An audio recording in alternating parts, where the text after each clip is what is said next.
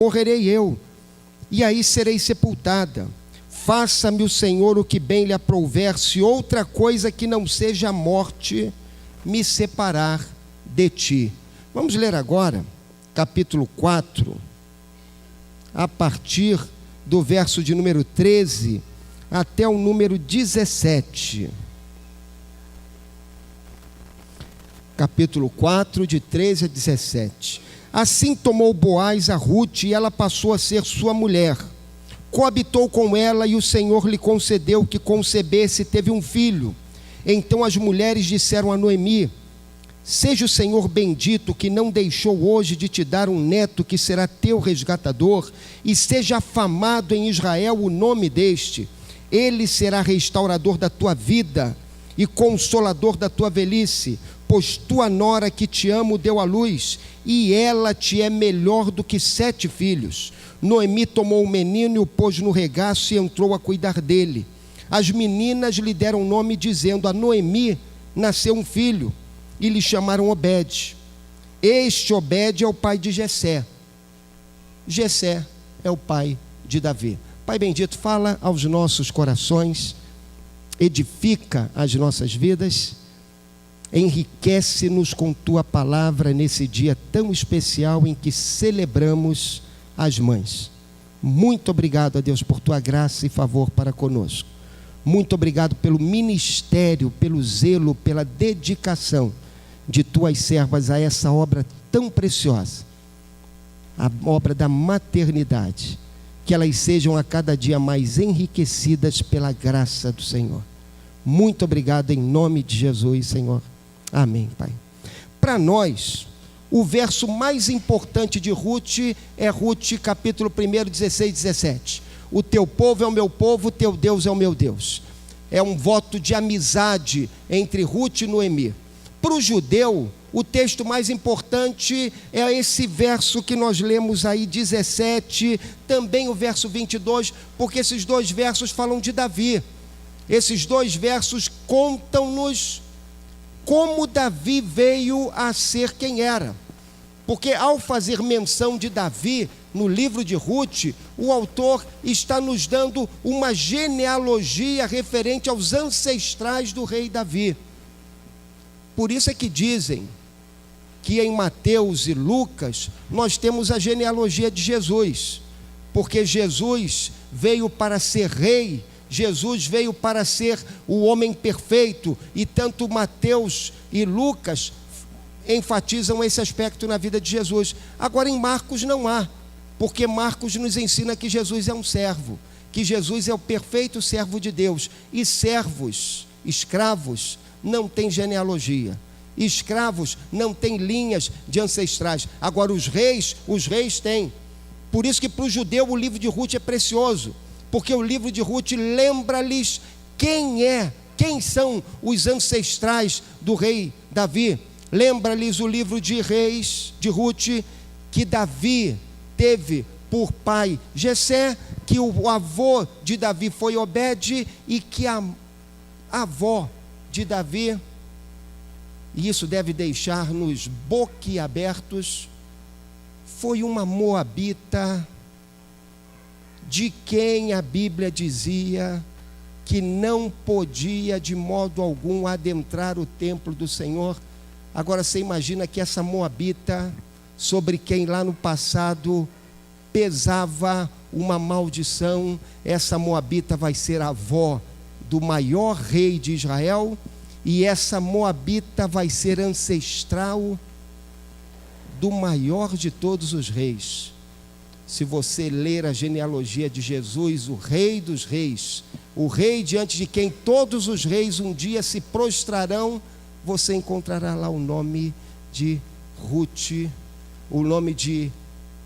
porque ela também foi ancestral do grande rei, o rei dos reis, o Senhor Jesus. Meu amado, Rute, e eu li os dois textos pelo seguinte, porque os dois textos nos colocam uma perspectiva de uma mulher extraordinária que se tornou uma mãe extraordinária, uma mulher que era uma mãe extraordinária porque teve a sua vida moldada por Deus em sua graça. Uma mulher que se converteu em uma mulher extraordinária porque Deus agiu na vida dela. E a história dela é muito preciosa, porque a história dela nos leva a desejar mães que sejam extraordinárias. Mães comuns existem muitas. Agora, mães extraordinárias, que deixam um legado, essas são especiais. E Ruth foi uma mulher assim, uma mulher que deixou um legado para a sua geração, um legado para os seus ancestrais. Quando nós pensamos em mães extraordinárias, e mamãe, eu quero que você seja uma mamãe extraordinária. Para mim hoje é muito difícil falar isso aqui, como tem sido muito difícil. A irmã falou que ela perdeu a mãe há 3 anos, quando tinha 3 anos. Eu perdi a minha mãe há 3 anos. Então, depois que eu perdi a minha mãe, falar no Dia das Mães é uma epopeia de fé no meu coração. Agora, mães extraordinárias são mães que são conhecidas por sua fé. E quando nós abrimos o livro de Ruth, nós começamos a ler o livro de Ruth, nós vemos que aquela mulher Ruth era uma mulher de fé, e de uma fé inabalável no Senhor. Aquela mulher Ruth, ela passou por uma experiência viva com o Senhor, e essa experiência viva com o Senhor fez com que ela, em perspectiva, renunciasse a todo o passado, para viver uma vida nova na presença de Deus. Olha o que fala, vamos voltar de novo lá, para o capítulo 1, 16 e 17, disse, porém, Ruth, não me instes para que te deixe, me obrigue a não seguir-te, porque aonde quer que fores, irei eu, e onde quer que pousares, ali pousarei eu. O teu povo é o meu povo, o teu Deus é o meu Deus. No passado não existia casa sem Deus. Toda casa tinha Deus. Toda casa tinha o seu próprio Deus. Era o Deus do lar, era o Deus da família. Com o tempo, passou-se a ter o conceito do Deus da cidade. Mas a cidade tinha um Deus. Havia um sacerdócio que era voltado para esse Deus. Havia uma série de regras que eram seguidas para honrar a esses deuses. A garotada que viu o filme 300, nessa nova versão, não estou falando daquela versão lá de 1960, que eu prefiro, estou falando dessa nova versão, lembra que a guerra não pode acontecer porque está na época da Carneia, e aquele era um festival que acontecia e que envolvia o povo daquela cidade. Não vamos pensar nisso, mas envolvia o povo daquela cidade, porque cada cidade tinha a sua própria festa, que era devotada aos deuses, que era uma celebração aos seus grandes deuses. E depois você vai ter o Deus daquele povo que se reúne em determinado momento. Os moabitas tinham seus deuses. Os moabitas viviam para aquele Deus. O povo servia aqueles deuses. Mas eis que quando Ruth conheceu Noemi, em meio a toda a sua amargura, Noemi apresentou para Ruth Deus. E um Deus vivo, um Deus poderoso. Tão poderoso que Ruth percebeu que o Deus que ela servia nada era. E ela deu as costas a esse Deus. E ela abraçou o Deus vivo. E então ela diz assim, olha, eu estou renunciando ao meu povo. Quando ela renuncia ao povo, ela está renunciando aos seus ídolos. Mas além disso, eu quero que esteja bem, eu estou renunciando ao meu Deus. Porque agora eu conheço o Deus verdadeiro. Agora eu conheço o Senhor vivo. Agora eu conheço o Deus vivo, que é Senhor de todos aqueles que existem. Agora eu conheço um Deus por quem vale a pena viver. E dessa maneira, ela se une à sua sogra, num voto de amor, de fidelidade, de carinho, de cuidado. E ela se liga à sua sogra e ela diz, olha, onde você for, eu irei com você. Onde você morrer, eu vou morrer com você. Onde você estiver, ali eu estarei. Eu vou servir a você, eu vou servir com você o mesmo Deus. E nós vamos caminhar juntas. Porque o Senhor é o Deus vivo, é o único Senhor por quem vale a pena viver. Ruth era uma mulher de fé inabalável. E isso é muito bonito ainda quando nós lemos o seguinte.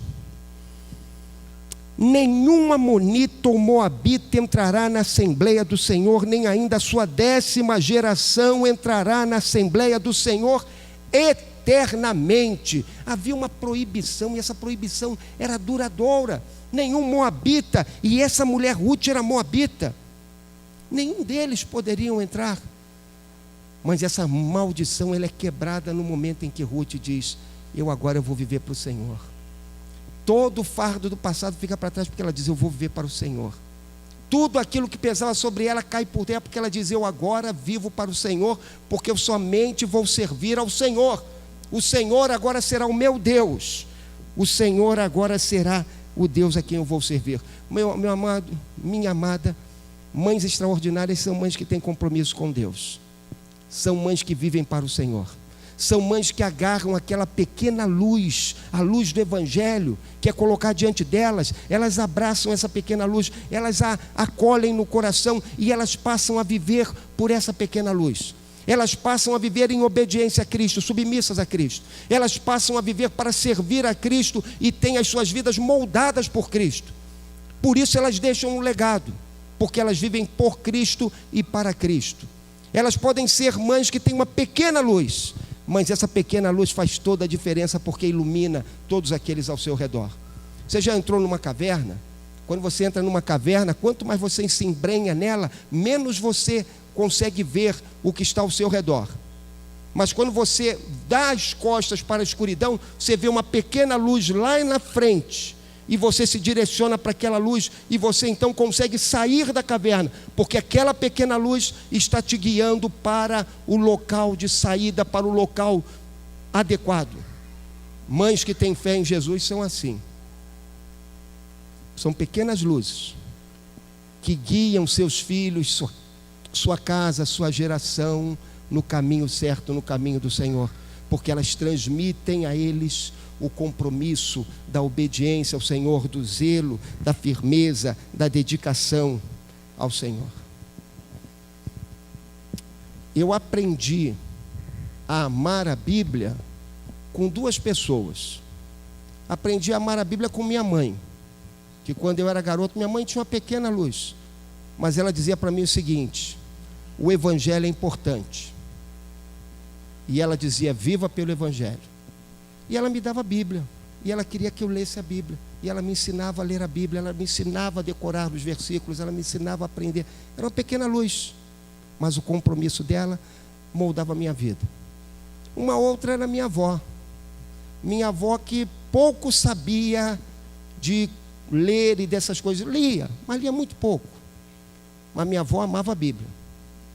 E eu fui, na minha família pelo menos, e na igreja da minha juventude, eu fui o recordista em perda de Bíblia. Ninguém perdeu tantas Bíblias na minha igreja como eu perdi. Ninguém perdeu.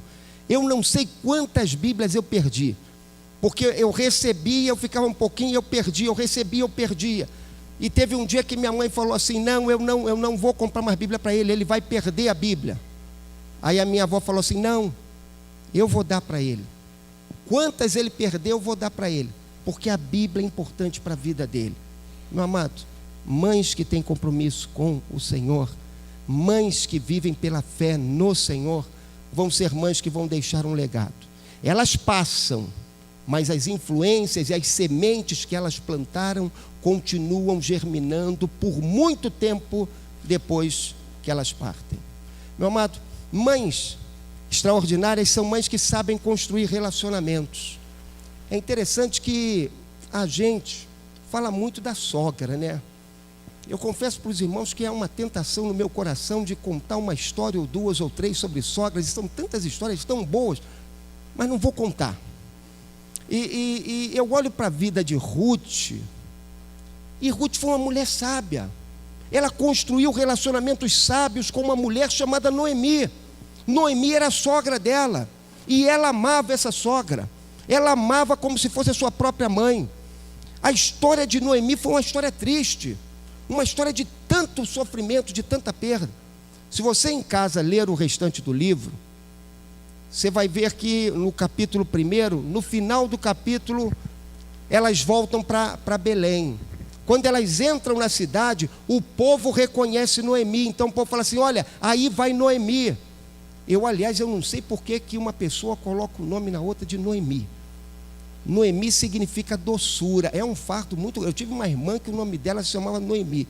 Eu dizia para ela: esse é um fardo, né? Você nunca pode ficar nervosa, nunca pode ficar estressada, nunca pode passar pelas lutas do TPM, não tem jeito, porque Noemi é doçura, e você tem de ser o doce a vida toda. Aí Noemi, quando entra em Belém, Noemi fala assim: não me chamem Noemi, me chamem Mara. O Senhor me trouxe sofrimento. É grande o sofrimento, é grande a dor que eu experimento. É do lado dessa mulher que está Ruth. E Ruth era uma pessoa tão boa para ela, que Ruth a ajudava. E enquanto Noemi está se consumindo em amargura, Ruth está fortalecendo o coração de Noemi. Ruth está ajudando a Noemi. Ruth está enchendo o coração dela de ânimo. Meu amado, Ruth, ela foi uma pessoa muito sábia, porque ela não deixou que aquela amargura toda do coração de Noemi a contaminasse. E ela não deixou também que Noemi se entregasse a isso. Mas ela cooperou para que Noemi vencesse aquela luta, aquela prova, com o amor, com o cuidado, com a ajuda, com o tato, com a sua capacidade de estar ao lado dela. Você já leu aquilo que fala Eclesiastes 4? Eclesiastes 4. Leia comigo.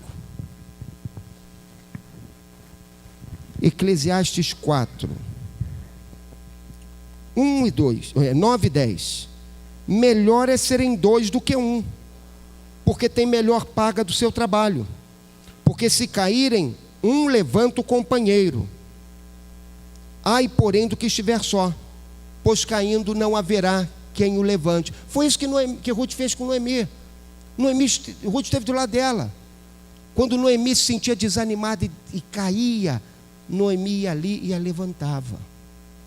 Quando Noemi se sentia destruída pela amargura, vinha Ruth fazendo jus ao nome dela e a abençoava. Porque o nome de Ruth significa amiga, amiga da senhora, amiga da sua senhora. E foi isso que Ruth foi o tempo inteiro, amiga de Noemi, ajudando-a a vencer aquela luta, ajudando a vencer as provas.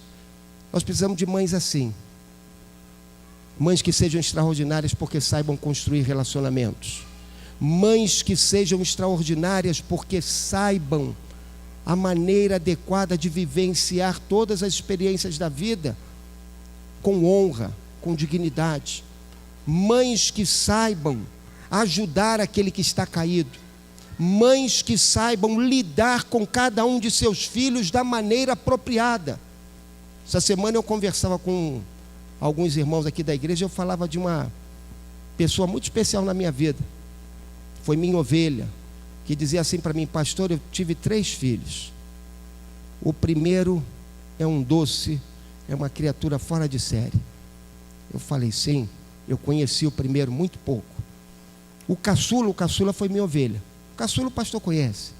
Era um garoto fora de série, um garoto muito bacana, que eu amo muito até hoje. Hoje, onde ele me vê, ele para e a gente conversa, é um garoto fora de série.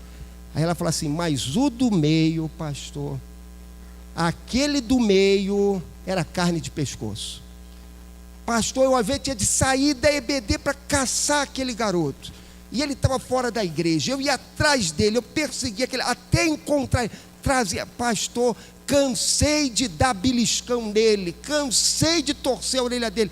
Aí eu lembrei de mim mesmo, né? Porque eu recebi muito beliscão, muita torcida de orelha também, né? É bom, né? É bom a gente sentir falta, eu sinto falta, eu sinto falta. Então ela falou, mas ela pegou e falou assim: mas pastor, valeu a pena, porque ele hoje é um crente em Jesus, ele hoje é um missionário, ele hoje está servindo ao Senhor e fazendo a obra do Senhor. Meu amado, aquela mãe era soube criar relacionamentos até com os filhos, de tal maneira que ela sabia se relacionar com cada um deles de modo diferente, porque filho é tudo diferente, filho é diferente um do outro. Eles nasceram da mesma fábrica, mas eles são muito diferentes uns dos outros. E a gente tem de saber lidar com cada um deles. E a sabedoria das mães é isso. É saber relacionarem-se com eles. É saber relacionarem-se com a sogra. É saber relacionarem-se com os vizinhos. É saber relacionar-se com as pessoas na igreja. É saber estabelecer relações com todos, para que a vida seja uma vida realmente adequada. E foi isso que Ruth fez. Ela foi uma mulher extraordinária porque ela soube estabelecer relacionamentos adequados.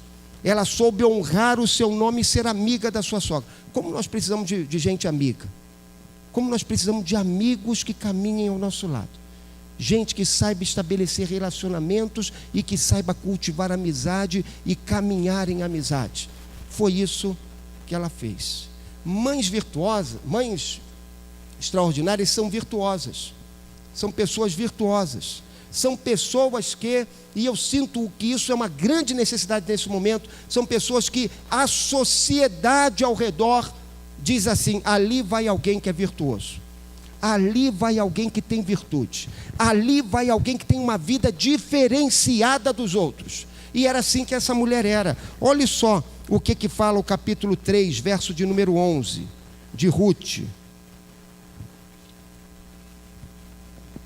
Capítulo 3, verso 11, fala assim: agora, pois, minha filha, não tenhas receio, tudo quanto disseste eu te farei, pois toda a cidade do meu povo sabe que és mulher virtuosa. E que coisa interessante, Boaz era um pouquinho mais velho do que Ruth. Boaz era parente de Ruth, de Noemi, de fato. Depois ele vai casar com Ruth. Boaz era aquilo que no passado se chamava de resgatador, a pessoa que comprava a dívida da família. Noemi diz para Ruth, Noemi percebendo a amizade de Ruth, Noemi fala assim: eu vou te fazer bem. Você vai ao encontro de Boaz e você vai dizer para ele que você está pronta para o casamento. E é isso que ela faz. Não dá para a gente discutir toda a questão, porque tem muita questão cultural nesse texto, então não dá. Mas o fato é que quando ela coloca para Boaz isso, Boaz fala assim para ela: você é uma mulher virtuosa. E ele vai além, ele diz assim: todo o povo de Belém sabe que você é mulher virtuosa. Vamos levar isso um pouquinho avante. Ele vai dizer assim: olha, o teu povo é inimigo do nosso povo. Agora todo o povo da nossa cidade olha para você e diz: apesar dela ser moabita, ela é virtuosa. Mesmo sendo uma mulher do povo de Moabe, aquele povo que vive uma vida tão torta, essa mulher teve a vida transformada. Essa mulher é diferente. Essa mulher vive uma vida casta, uma vida pura, uma vida reta, uma vida íntegra, uma vida irrepreensível. Essa mulher, diante de todo o nosso povo, ela é considerada como alguém que é a própria virtude andando entre nós. Mães extraordinárias são assim, são virtuosas. São mães para quem os filhos olham e eles veem um modelo a seguir. São mães para quem os filhos olham e eles podem dizer assim: eu não vejo em mamãe defeito. Ainda que você coloque a mamãe sob o microscópio, ainda que você coloque a mamãe debaixo de uma lupa, ainda que você busque encontrar defeitos, falhas de caráter, falhas de procedimento, atitudes de contínua maldade, você diz assim: não, ela é reta, ela é virtuosa, ela é íntegra, ela vive uma vida bonita. E, meu amado, isso é uma coisa que os filhos honram de modo especial.